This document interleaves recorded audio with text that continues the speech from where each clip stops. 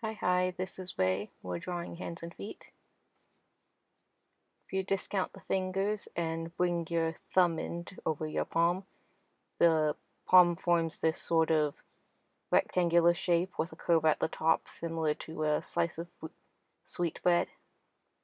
And the fingers, when they come together, they curve a little inward towards the center, which is around where the middle finger is. And if you bring your thumb back out, there's like a little extra triangle that your thumb connects to. You spread the fingers, then you can especially see this arch that goes across the top and also on all the knuckles.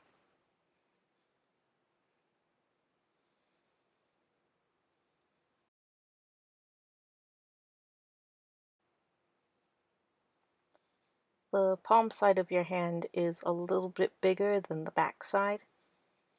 You can see this when you look at the front of your hand.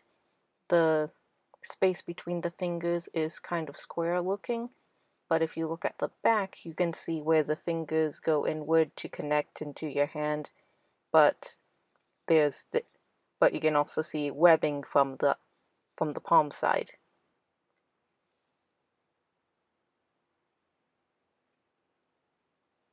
And if you bend your thumb towards you, the triangle connecting your thumb, the base is this sort of oval teardrop shape on your palm.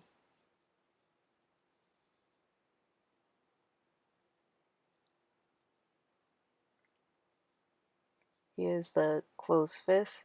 I talked about arcs earlier. Your fingers like to go into arcs.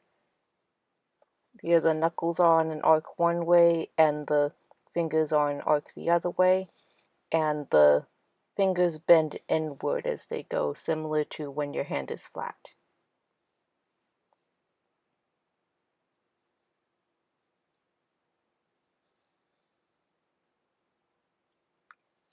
The fingers have a bit of a taper towards them, and it's flat and bony on top, and the padding is on the bottom.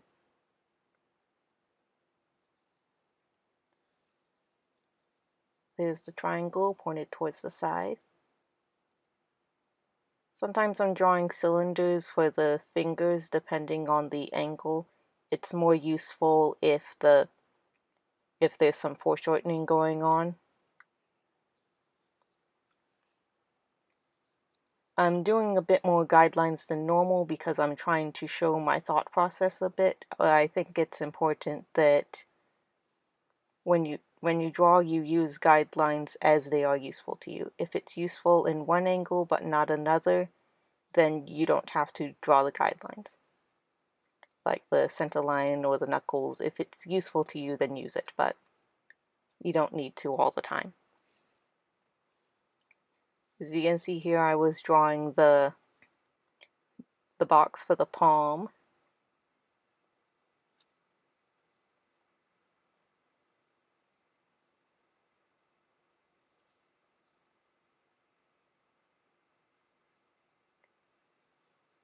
The pinky here is larger than you think it is because I'm seeing both the top and the side plane of it.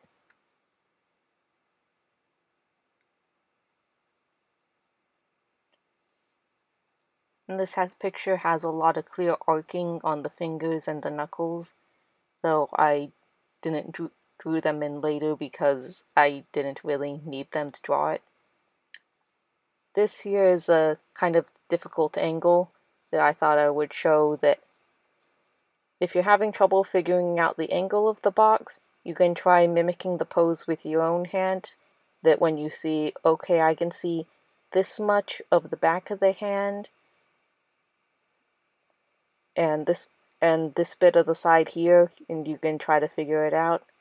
Also, this extreme angle shows a bit of the palm box isn't actually flat. There's a small arc to it that is a little thicker towards the middle and index finger. You don't see it very often unless it's a very looking straight down at the fingers angle.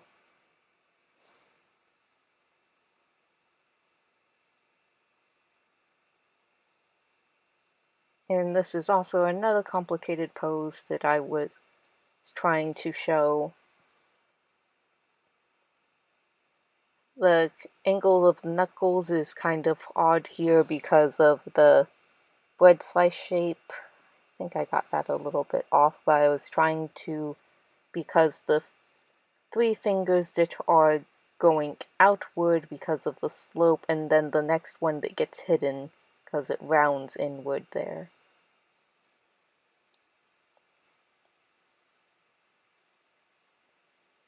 I think I have some angle off somewhere, I'm not quite sure where.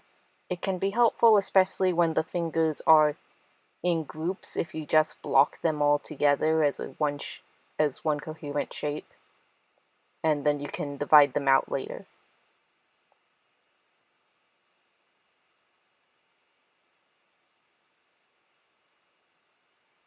Again, the pinky looks really fat, but that's because I'm seeing both the top and the side planes. Can probably look less strange depending on how you shade it or divide the planes.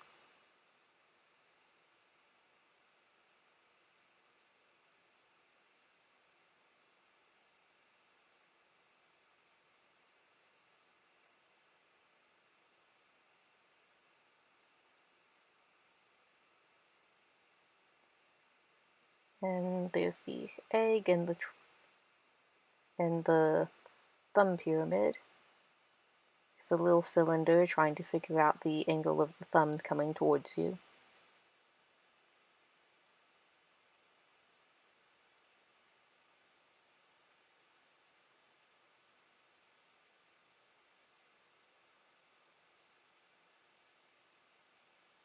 I thought that angle was off, but somehow it works. It's off somewhere.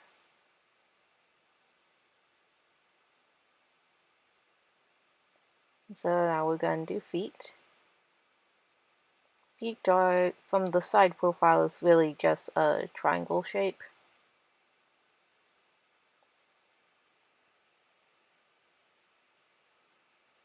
So I guess it's more of a triangular prism?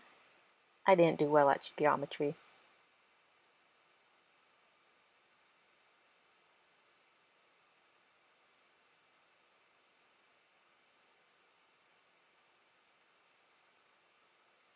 You'll notice I use as a starting point this little ball in the ankle where the ankle rotates. It's just a reference point that I find easy to see for some reason. A lot of people use the heel or something instead. I just can see this easily for some reason. The top and the bottom line up with these ankle bones that you can see from the front. The feet are a bit similar to the hands, that you can see they have that arch shape to them, and the bony at the top and padded on the bottom. The toes especially are usually grouped that it's good to block them out together. The big toe tends to point up a bit, and the other toes more towards the ground, except the pinky that is sometimes bent inward or something odd. The foot has a kind of funny slope in it that slopes down towards the pinky toe.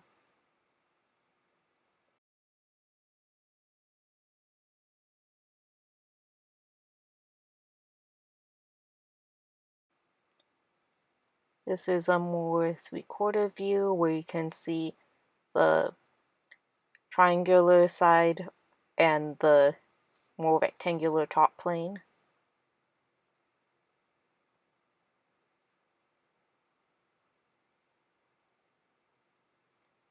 In the curve where the toes are.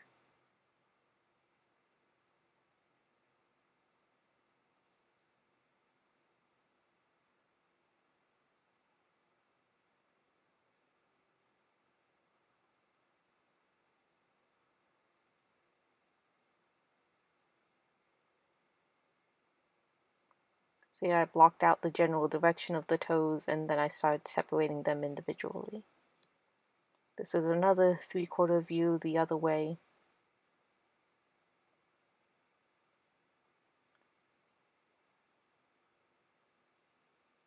the heel, and then go down towards the toe that forms the triangular face, and that arch where the toes are.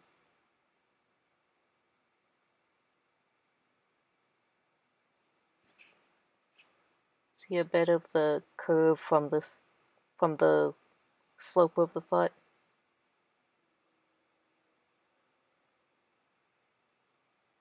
It's the arch.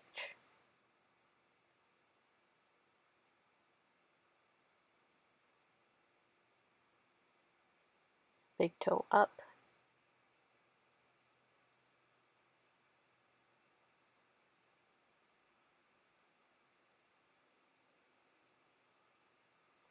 And small toes curve down.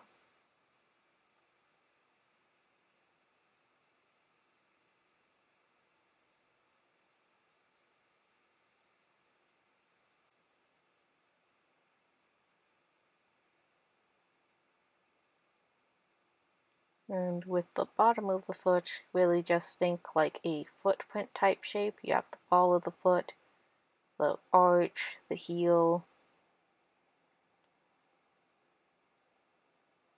and just all the toes together up there.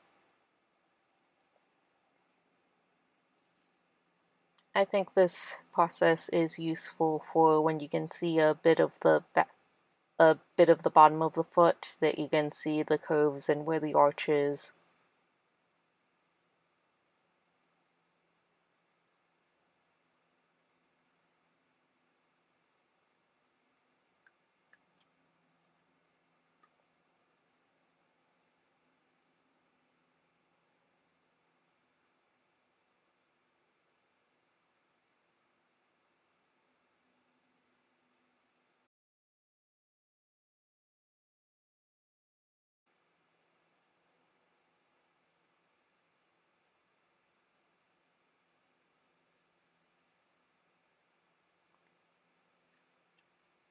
There's the ankle ball, the heel, this triangle face towards us.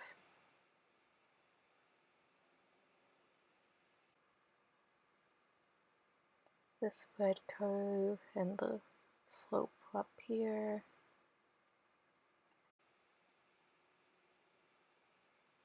And the small toes there form these two separate groups at slightly different angles.